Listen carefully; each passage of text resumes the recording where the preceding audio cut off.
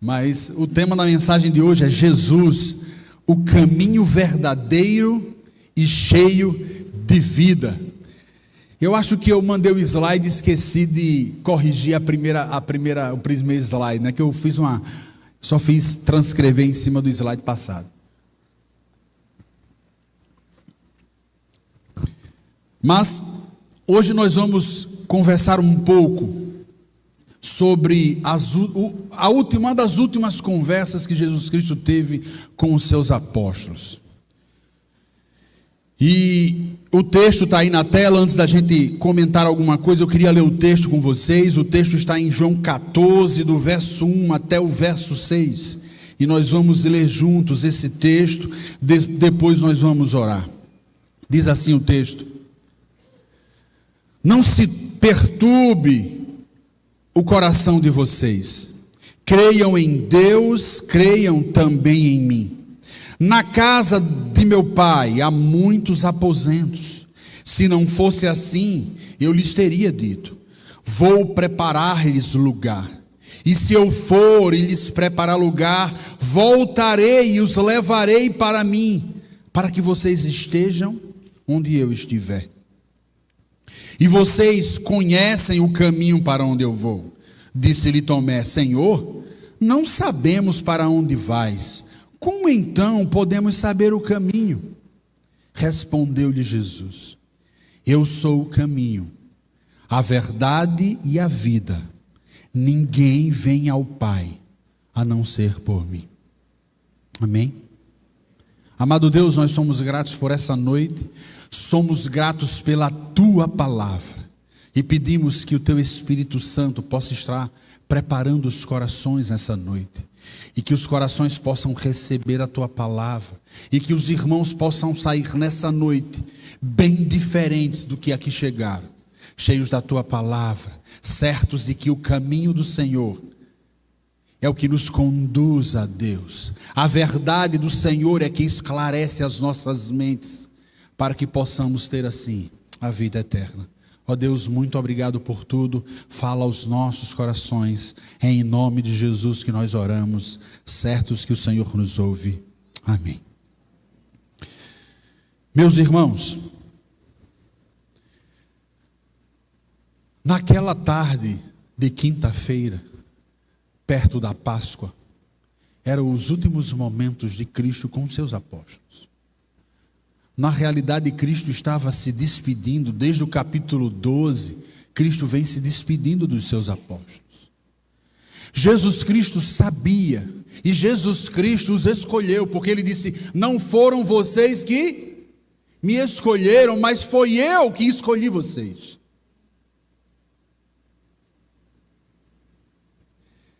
Eu sei, meus irmãos, que nós escolhemos Jesus na nossa vida, mas esses apóstolos aí têm a mão de Deus. Jesus Cristo sabia exatamente como os usaria.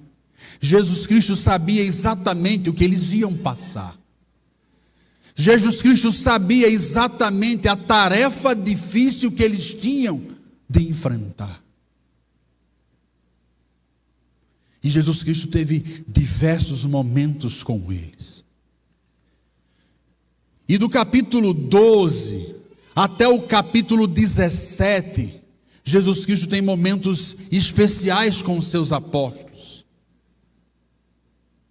E nós vamos falar isso durante toda a mensagem. E o que Jesus, naquele momento, estava tentando trazer aos corações daqueles homens, era paz, era tranquilidade, era confiança. Imagine que o clima ali naquele local era de muita tensão. Lá fora, os principais dos sacerdotes estavam reunidos com os fariseus, tramando a morte de Jesus.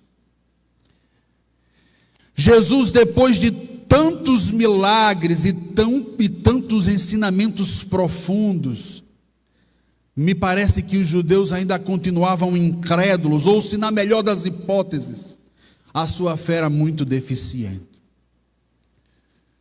Mas no tabernáculo, Jesus Antes do capítulo 14, ele confronta o orgulho de seus discípulos. Quem lembra, João 13, como é que ele confronta o orgulho dele? Lavando os seus pés. Depois, nesse mesmo momento, ele desmascara Judas Iscariotes, apontando como seu traidor. Se não bastasse esses acontecimentos, Jesus comunica aos seus discípulos que ele partiria, e naquele momento eles não poderiam segui-lo. Quando Pedro se dispõe e diz: não, Senhor, eu posso te dar a minha própria vida, Jesus o admoesta, dizendo que essa coragem toda se transformaria em pó quando ele fosse colocado à prova, pois ele o negaria 3 vezes antes que o galo cantasse naquela noite. Imagina, desde o capítulo 12, o que Jesus Cristo estava preparando os seus discípulos. E aqui no capítulo 14, ele olha para os seus discípulos e diz: não se turbe o vosso coração, apenas creia. Lembra de Jairo? Jesus Cristo chega, uma multidão esperava, e um chefe da sinagoga, que deve ter vencido muitas barreiras para ter chegado a Cristo, se prostra diante dele, diz a palavra e diz: Senhor, eu queria que tu fosses à minha casa, porque a minha filha está morrendo. E Jesus Cristo disse: eu vou à tua casa. O coração dele deve ter saltado de alegria. Enquanto Jesus estava caminhando para sua casa, várias coisas acontecem. Uma mulher do fluxo de sangue pega na sua orla, ela é curada, e Jesus Cristo ouve aquela mulher, e de repente chega o quê? Os amigos de Jairo, e diz: não perturbam, mestre, a tua filha morreu. Lembra agora João 14, Jesus Cristo olhou para Jairo e fez: Jairo, tenha calma, somente creia.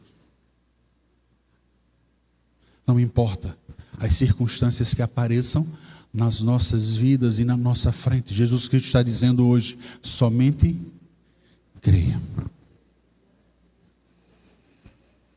Jesus estava, como falei, se despedindo dos seus discípulos.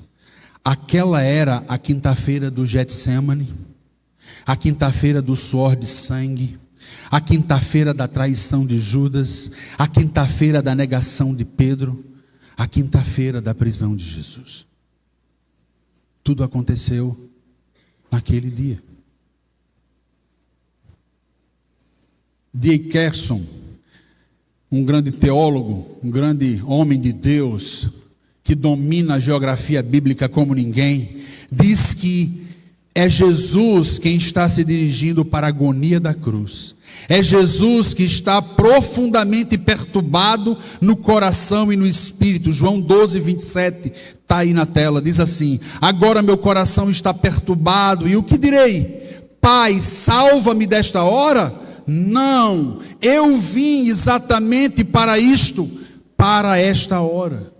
Todavia, meus amados, nessa noite, o momento crucial de todos os tempos, o momento em que Cristo se preparava para enfrentar a cruz, seria apropriado que os seus apóstolos confortassem os seus corações, o seu coração.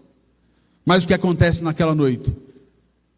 Jesus Cristo conforta o coração dele. Já aconteceu isso com você? Eu fui visitar uma irmã no hospital, ela já tinha mais dos seus 80 anos, e eu fui muito preocupado, porque ela tinha caído, tinha quebrado o fêmur, e já estava ali há muito tempo, idosa, e sentindo muitas dores. O rostinho dela transmitia essas dores. Eu ia para lá como se estivesse já triste, e ela chegava lá e disse: você sabe cantar os hinos do cantor cristão? E eu disse: sei. Então cante alguns para mim. Quem saiu confortado daquele hospital foi eu, porque eu louvei ao Senhor o tempo todo que estive lá com ela. em meio às dores que ela estava sentindo, em meio talvez à possível morte, mas graças a Deus ela foi restaurada, mas depois o Senhor a levou. Mas o que importava para ela era a presença de Jesus. Essa semana eu estava assistindo um vídeo de uma senhora chamada Ruth. Ela tem 98 anos. Já não se lembra de muita coisa. E o filho dela disse: mãe, como é o nome do seu filho mais novo? Ela disse: não lembro.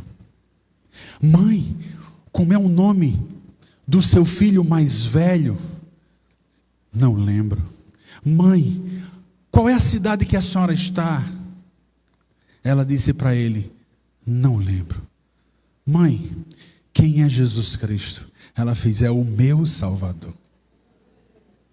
Ele morreu por mim naquela cruz. Ele me salvou. Ele me tirou do lamaçal do pecado. Ele redimiu a minha alma. Amados, quando Jesus faz uma obra nos nossos corações, nós não esquecemos mais. E o que Cristo estava fazendo com aqueles apóstolos era afirmando a sua palavra em seus corações. E Jesus Cristo estava trazendo para aqueles homens esperança. Estava dizendo para aqueles homens: olhem o que eu vou fazer, olhem o que eu vou construir para vocês, e quando estiver pronto, eu volto e levo vocês, porque onde eu estiver, vocês estarão comigo. Aqueles homens transformariam o mundo com a sua fé, com a sua coragem.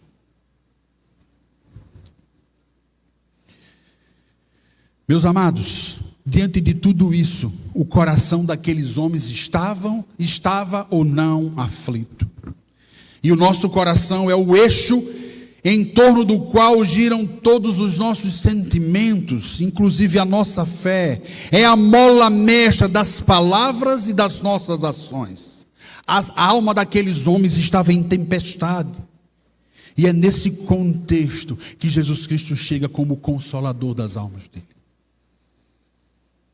John Charles Riley, bispo da igreja da Inglaterra no século XIX, ele disse que o coração turbado é a coisa mais comum no mundo. Quem falou isso foi um bispo do século XIX.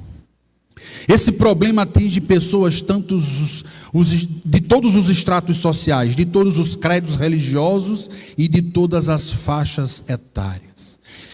O bispo diz que nenhuma tranca consegue manter fora de nossa vida essa dor.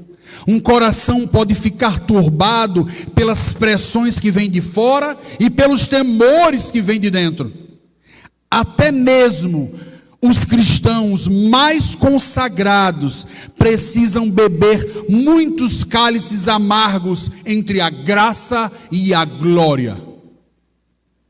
Ele está dizendo que os cristãos, por mais consagrados que sejam, eles passarão por grandes aflições nesse tempo que vivemos da graça até o tempo que chegaremos na glória. Mas ele termina dizendo: em todos esses momentos, Cristo está conosco. E isso faz toda a diferença.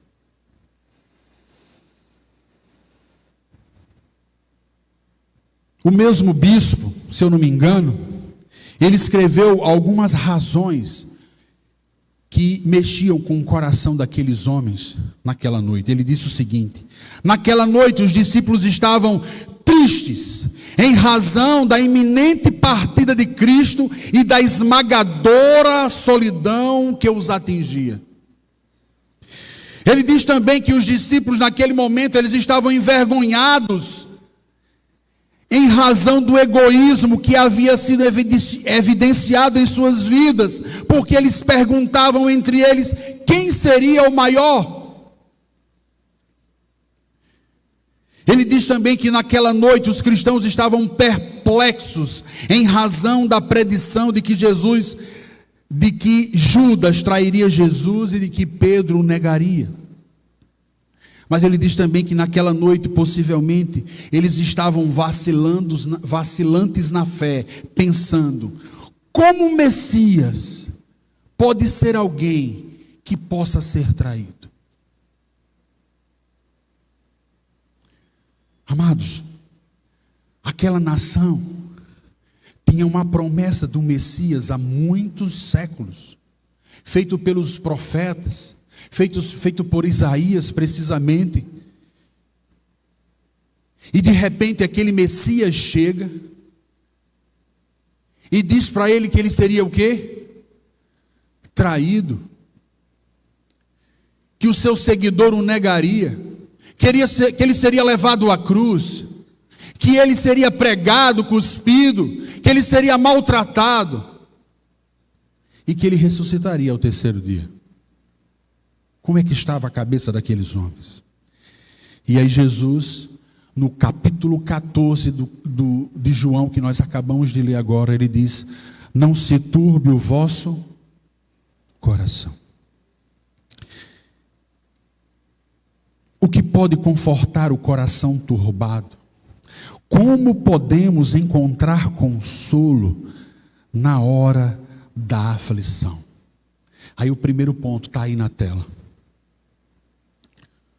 Jesus Cristo olha para eles e diz o seguinte: creiam em Deus, creiam também em mim. Sabe como Cristo confortou o coração daqueles homens? Sabe como Cristo pode confortar os nossos corações? Nós podemos confortar os nossos corações colocando nossa confiança em Cristo, apesar das circunstâncias. Jesus conforta seus discípulos dizendo que, da mesma maneira que eles creem em Deus como seu refúgio, eles deveriam crer também em Cristo. Com isso, Jesus reafirma a sua santidade. Mas o que significa crer em Jesus?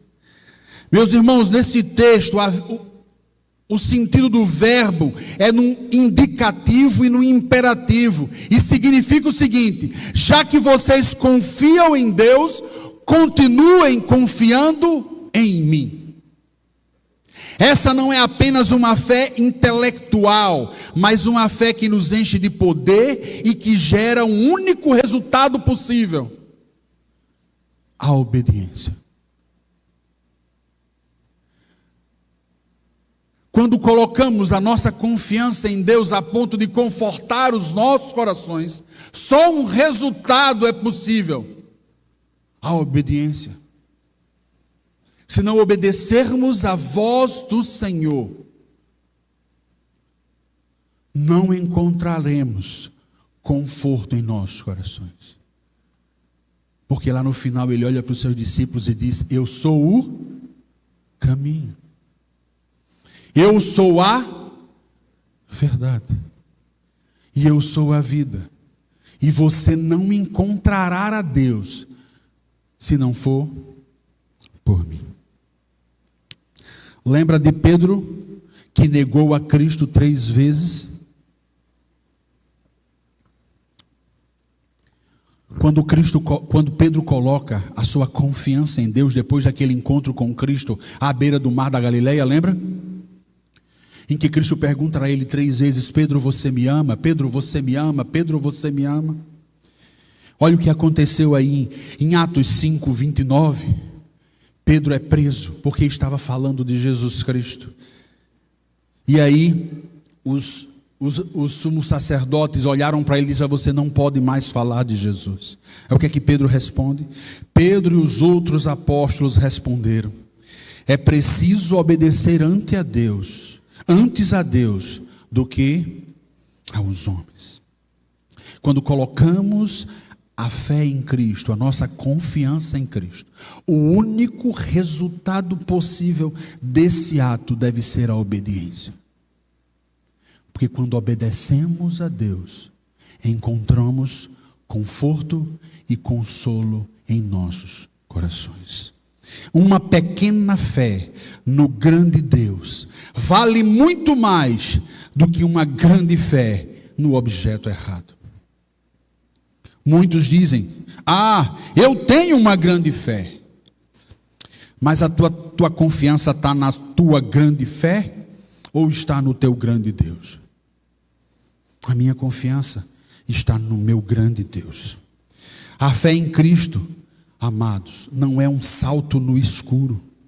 Confiar em Deus e no seu Filho é crer, é confessar, é descansar no seu poder, na sua sabedoria, na sua providência, no seu amor e na sua salvação. Não é dizer a Deus o que Ele precisa fazer, é fazermos o que Ele diz que tem que ser feito. Muitas vezes nós queremos ditar a Deus o que Ele precisa fazer para nos ajudar. Ao contrário, nós precisamos ouvir a palavra de Deus e atender o que Ele diz que devemos fazer. Nós trocamos, nós invertemos as coisas. Acredite, a fé em Cristo é o remédio para a doença do coração aflito. As crises vêm, os problemas aparecem, as tempestades ameaçam, os ventos contrários conspiram contra nós, mas Jesus diz: continuem crendo. As sombras cairão sobre nós, a perseguição virá, a cruz é inevitável, mas Jesus diz: continue confiando em mim. As prisões e os açoites nos alcançarão, o sofrimento e a morte nos apanharão, mas Jesus diz: continuem confiando em mim. A solidão, a crise financeira, a doença, o luto, a dor, as lágrimas, os vales profundos, as noites escuras virão, mas o que é que Jesus diz? Continue confiando em mim. A cruz, para aqueles apóstolos, amados, foi um espetáculo horrendo. Eles presenciaram os homens cuspindo no rosto de Cristo. Eles viram os homens pregando Cristo na cruz. Mas eles precisavam decidir o quê? Continuar crendo em Cristo. Essa é a solução. A confiança que gera obediência traz conforto, traz esperança. E você precisa experimentar isso nessa noite.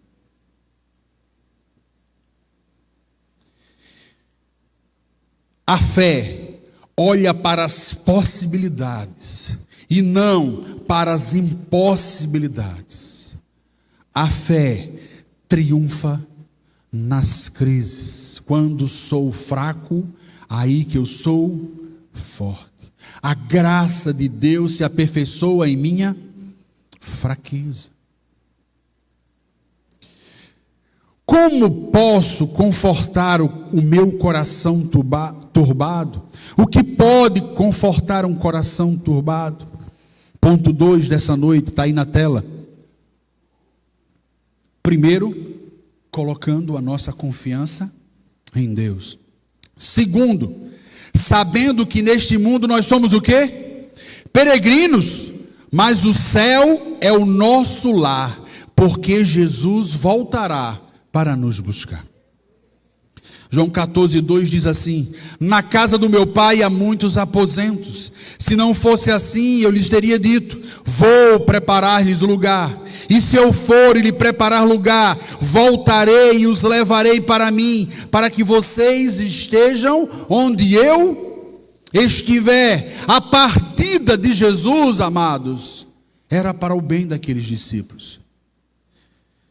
É verdade que ele está indo embora, mas está indo para preparar um lugar para eles. Virá e os levará para que eles possam estar junto com Cristo. D.A. Carson diz também, quando Jesus fala de preparar um lugar, não se trata dele entrar em cena e depois começar a preparar o terreno. Cristo já começou a preparar o lugar para nós quando ele morreu naquela cruz. Sem a morte naquela cruz, sem o seu sangue derramado e sem a sua ressurreição ao terceiro dia, nós não teríamos acesso ao lugar que estava sendo preparado para nós. Quando Cristo morreu naquela cruz, Ele já começou a preparar o lugar para nós. D.A. Carson diz isso. Diante das provas, das tribulações e do sofrimento, precisamos levantar a cabeça e olhar para a recompensa final. É isto que Cristo disse aos seus apóstolos: vocês não são daqui. Eu estou indo preparar um lugar para vocês. E quando esse lugar estiver pronto, eu vou voltar e vou levar vocês. E no capítulo 16, versículo 33, ele diz o seguinte: no mundo tereis, mas tende, eu dei o exemplo a você. Eu venci o mundo. Na jornada cristã, meus amados, há diversas coisas que passamos, sofrimentos, dor, cruz, mas o fim desse caminho é glória e céu. Nossa leve e momentânea tribulação produz para nós eterno peso de glória. O sofrimento desse tempo presente não pode se comparar com as glórias que hão de ser reveladas em Cristo Jesus. Olhar para frente, para a recompensa, para a herança imacessível, ou seja, uma herança que ela não se altera, para a pátria eterna, para o lar celestial. Quando olhamos para isso, isso nos capacita a triunfar sobre qualquer dificuldade.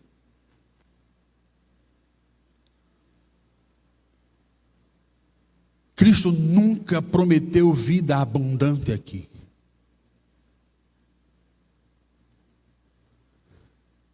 João 10, ele disse que teríamos vida abundante, mas essa promessa nunca foi para cá.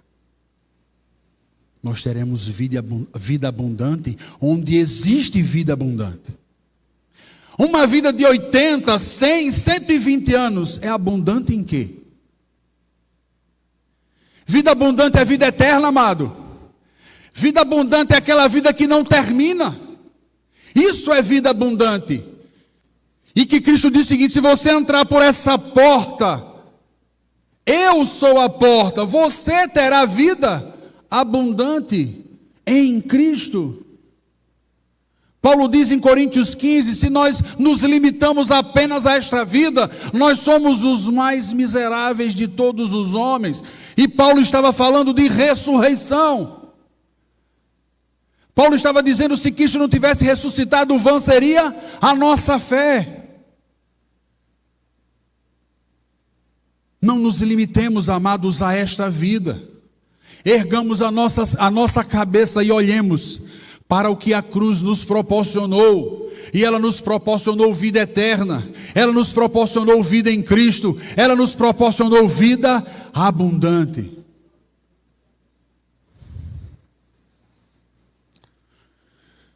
A nossa leve e momentânea tribulação produz para nós eterno peso de glória. Não esqueça isso. E é interessante que no verso 14 de João, Cristo descreve o céu. Você já percebeu na leitura? Vamos acompanhar. Como Cristo descreve o céu? Cristo estava afirmando o coração daqueles homens. E ele diz assim, está aí na tela. Em primeiro lugar, ele diz em João 14, o céu é a casa do Pai. João 14, 2, ele diz que o céu, para onde ele está indo, preparar o lugar, é a casa do Pai. O céu é onde se encontra o trono de Deus. Lá estão as hostes de anjos, a incontável assembleia dos santos glorificados. O céu é a nossa pátria. Lá está o nosso tesouro, lá está o nosso galardão, lá está a nossa herança incorruptível. No céu, Deus enxugará nossas lágrimas. No céu, entoaremos um cântico ao Cordeiro pelos séculos dos séculos. Os filhos de Deus estarão lá. Jesus Cristo disse, lá é a casa do Pai. Se o céu é a casa do nosso Pai, significa dizer, amados, que o céu é a nossa casa. Quando nós nascemos, nós moramos na casa de quem? Do nosso Pai. E Ele disse que onde Ele está indo é a casa do nosso Pai. Se é a casa do nosso Pai, é a nossa casa. E quem são os filhos de Deus? João 1,12 diz: contudo, está aí na tela, aos que o receberam, aos que creram em seu nome, deu-lhes o direito de se tornarem. Quem crê em Jesus aqui? Nós somos filhos de Deus. Se nós somos filhos do Pai, e se a casa é do Pai, a casa é sua, a casa é minha, a casa é nossa. Ele foi preparar o nosso lar, e Ele disse que vai voltar e vai nos levar para lá. Então, acalma o teu coração, não se turba o teu coração, creia em Deus, creia em Jesus Cristo. A casa do Pai é o lugar onde sempre seremos bem-vindos. Sabe o que é que nós vamos ouvir quando chegarmos lá? Vinde, benditos de meu Pai, possuir por herança o reino que vos está preparado desde a fundação do mundo. A casa do Pai é onde todos os filhos são tratados sem preconceito, sem acepção.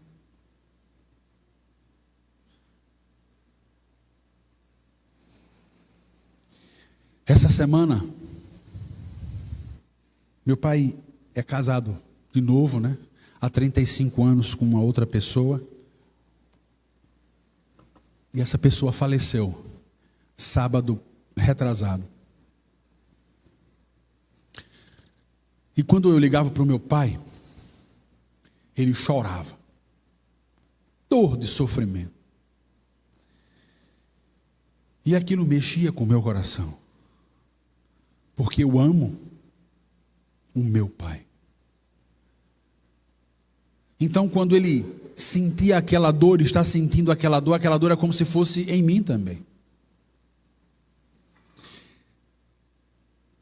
E assim, é a dor que tem no coração de Deus.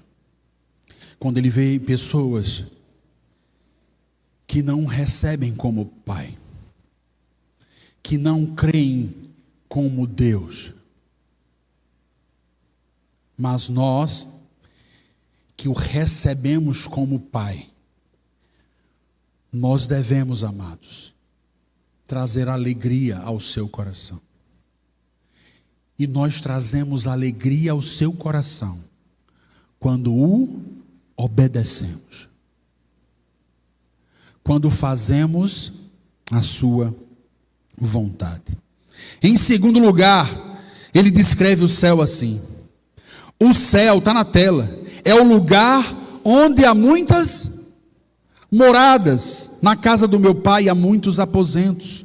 No céu há lugar para todos os filhos de Deus. Apocalipse 21:16, ele diz que lá no céu, na cidade celestial, o tamanho dela é de 2.200 quilômetros de largura e 2.200 quilômetros de comprimento. Existe uma teologia aí por trás, mas eu acredito nessa linguagem como uma linguagem figurada, para mostrar que lá cabe todos. Lá tem lugar para todos os seus filhos, todos aqueles que o professaram como Senhor. Em terceiro lugar, o céu é o lugar preparado para um povo preparado.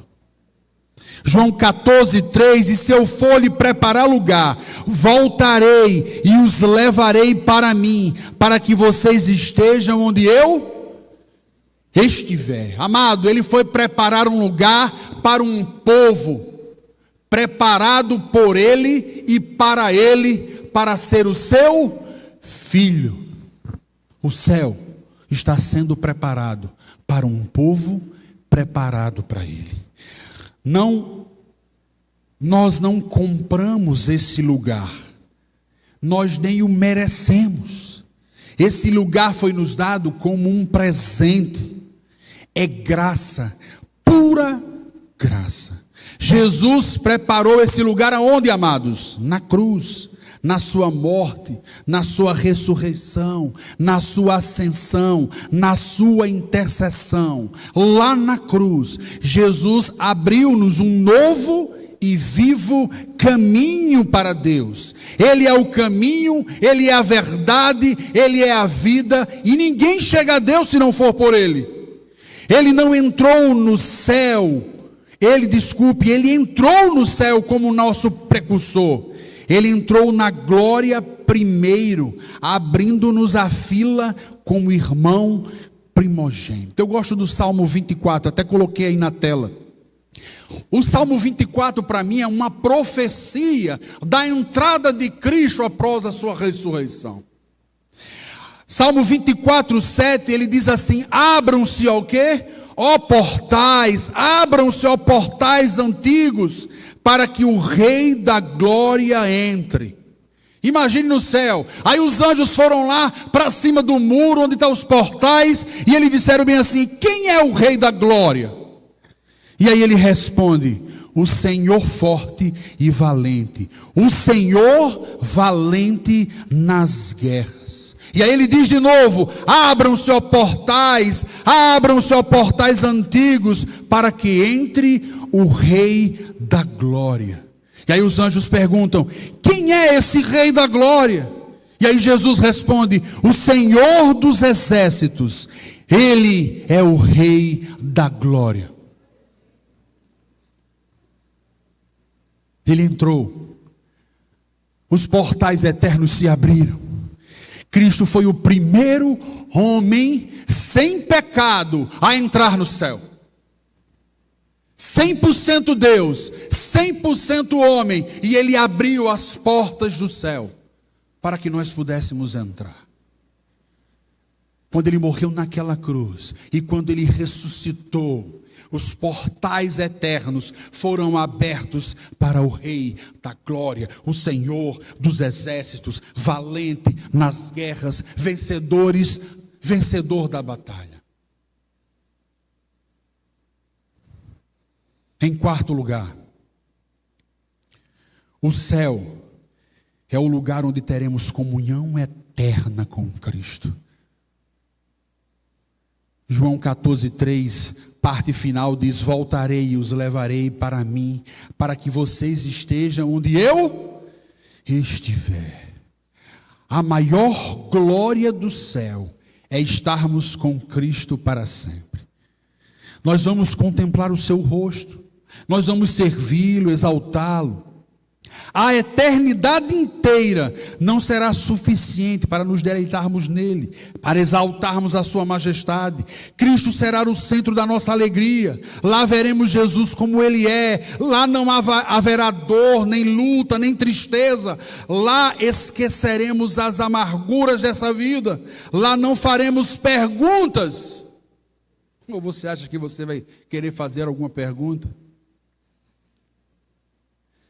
Mas se fizer, Ele vai responder para você. Lá nossa alegria será completa. William Barclay diz que não temos por que especular como será o céu. Basta-nos saber que estaremos com Jesus para sempre.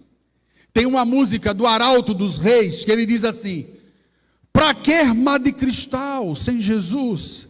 E flores que não murcham sem Jesus? Para que viver para sempre sem ter a companhia de Jesus? O céu é Jesus, e onde Ele estiver, o céu será ali. Essa música é linda. Para que mar de cristal se Jesus não estaria ali? O céu, amados, é onde Jesus está. Em quinto lugar, o céu é o lugar onde teremos plena comunhão uns com os outros. No céu seremos uma só família, um só rebanho, uma só igreja, uma só noiva do Cordeiro. Vamos nos conhecer, eu acredito nisso. Vamos nos relacionar em pleno e perfeito amor. No céu vamos abraçar os patriarcas, os profetas, os apóstolos e os entes queridos que nos antecederam. É isso que tem que confortar os nossos corações. No céu nós vamos nos encontrar com Abraão, com Isaac, com Jacó, com Moisés, com Josué, com Isaías, com Jeremias. Meus amados, eu penso nisso todos os dias. Eu estava conversando com a minha esposa hoje de manhã, eu entrei no quarto e disse para ela: meu amor, eu peço tanto a Deus que Ele venha nos buscar. Isso para mim é tão real que eu tento viver isso todos os dias. Eu tento contemplar isso em minha mente todos os dias. E esse é um exercício, amados, que me faz continuar. Esse é um exercício que muitas vezes, quando eu estou em meu trabalho e que minhas opiniões são desprezadas ou colocadas de lado, eu deixo isso para lá, porque esse é um momento passageiro, esse é um momento que não me enaltece em nada, e o que eu quero é estar com o Senhor. E quando nós vislumbramos isso em nossas mentes, quando nós pensamos dessa maneira, nós vivemos uma vida totalmente diferente. Não estou dizendo que você vai ser passivo a diversas coisas erradas, mas aquilo que você entender que não vale a pena lutar, acredite, vale a pena lutar por um valor de glória, lutar por aquilo que é eterno, por aquilo que nos aproxima de Deus e por aquilo que nos afasta do pecado. Jesus conforta os seus discípulos dizendo que a separação é momentânea, mas a comunhão em glória será eterna, pois ele partirá, mas voltará.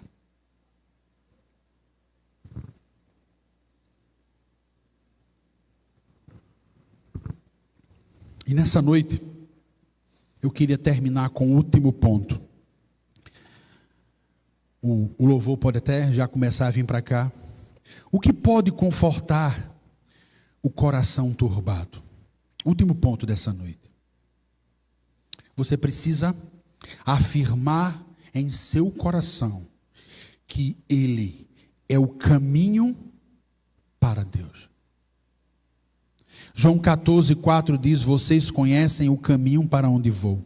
Disse-lhe Tomé: Senhor, não sabemos para onde vais.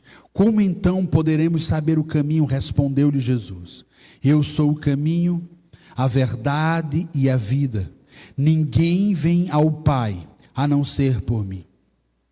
É interessante que em João 13:36, eu não botei na tela, eu acho que eu não botei na tela. Simão Pedro pergunta: Senhor, para onde vais? Jesus respondeu: para onde vou, vocês não podem me seguir agora. Olha a promessa que ele disse para Pedro: mas me seguirão mais tarde. E esse mais tarde, ele afirma aqui no capítulo 14, ele diz: Pedro, João, Tiago, todos que estavam ali, vocês conhecem o caminho. Talvez os discípulos, os apóstolos, não sabiam exatamente para onde ele ia. Não sabia de forma muito clara como era o local que ele os levaria. E aí Tomé diz para Jesus, assustado: Senhor, nós não sabemos para onde o Senhor vai, como podemos saber o caminho? Amados, preste atenção na resposta de Cristo. Essa é uma resposta que nos chama à fé, que nos chama a crer de verdade, que nos chama a obedecê-lo. Ele olha para os seus discípulos, ele olha para Tomé e diz assim: Tomé, eu sou o caminho. Tomé, eu sou a verdade. Tomé, eu sou a vida. Apenas creia. Apenas coloque a tua confiança plenamente em mim. Apenas me obedeça. E deixa que o resto é comigo também.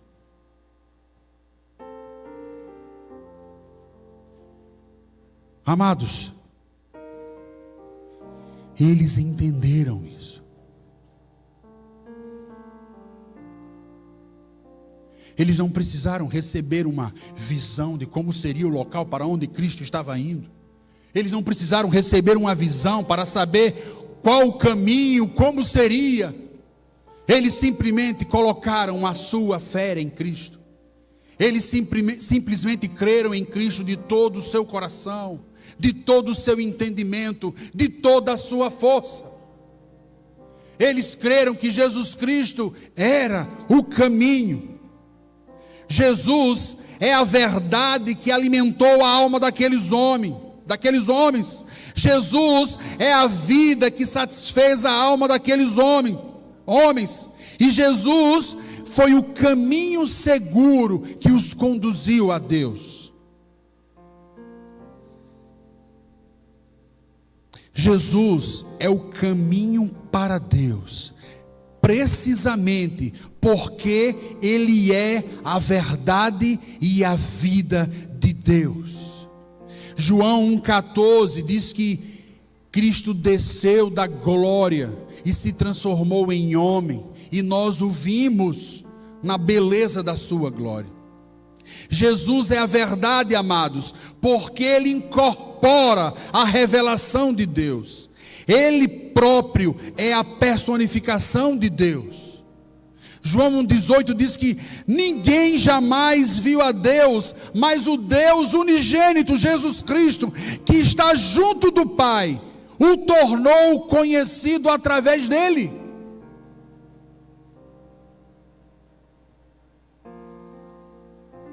Por isso, Jesus Cristo é corretamente chamado de Deus. João 1, versículo 1 diz que no princípio era aquele que é a palavra. Ele estava com Deus. Ele era Deus. Aquele que é a palavra tornou-se carne e viveu entre nós, cheio de graça e de verdade. Jesus é aquele que tem vida em si mesmo.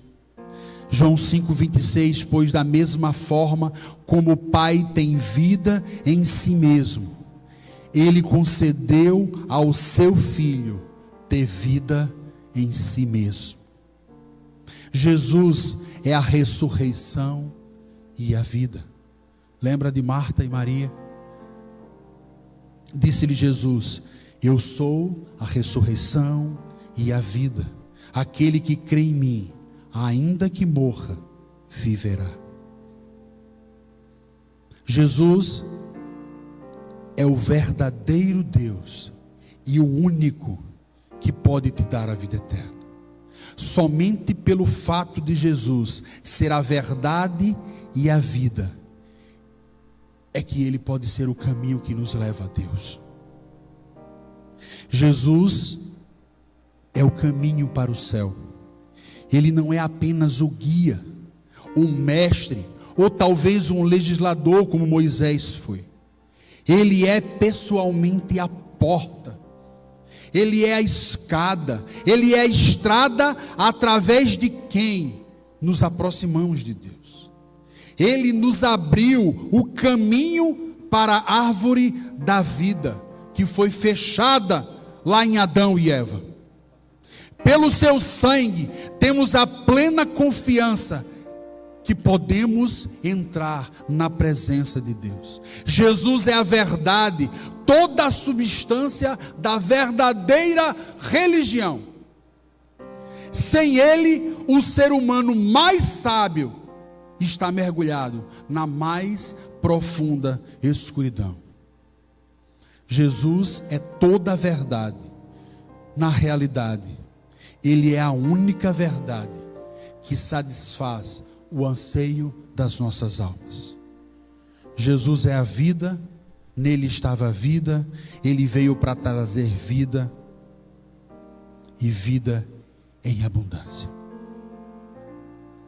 Como o caminho, amados, Jesus é o caminho de Deus para o ser humano.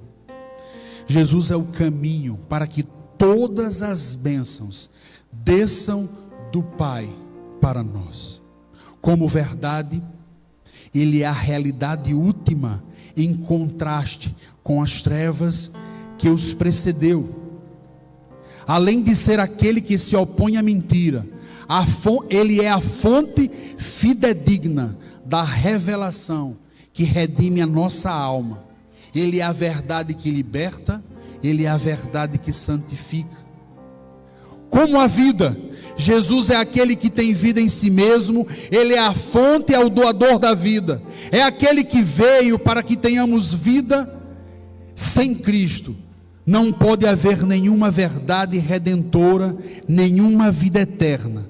Portanto, não pode existir nenhum caminho para Deus. É isso que Ele disse aos seus discípulos, aos seus apóstolos. Eu sou o caminho que o conduz a Deus. Simplesmente creia. Tranquilize o teu coração. Coloque a tua fé em mim. E como resultado disso, obedeça-me. É isso que temos que fazer nessa noite, amados. Obedecer ao Senhor. Deixar que Ele faça a parte dele. Não queira fazer aquilo que o Senhor tem que fazer. Apenas coloque nele a tua confiança. E deixe o Senhor fazer na tua vida. Que Deus nos abençoe.